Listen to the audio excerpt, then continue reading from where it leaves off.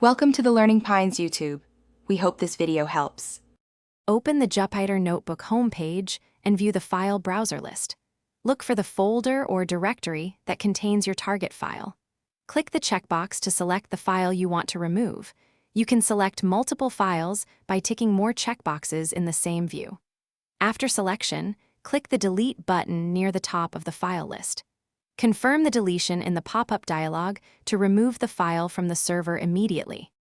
Select one or more files and press Delete to remove them immediately. The server will show a confirmation dialog before any final action happens. Confirm the deletion when the prompt appears to proceed with removal.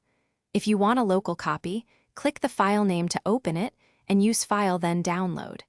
Consider downloading a backup copy before you confirm permanent deletion.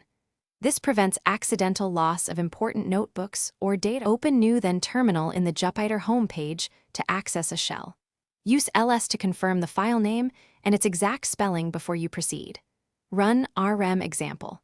Ipin to delete that file from the server immediately.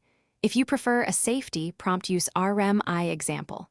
Ipin, which asks before removing. Remember that RM permanently removes files at the OS level without Jupyter prompts. Use these commands carefully and keep backups when needed for. Thanks for watching. Consider subscribing if we helped you.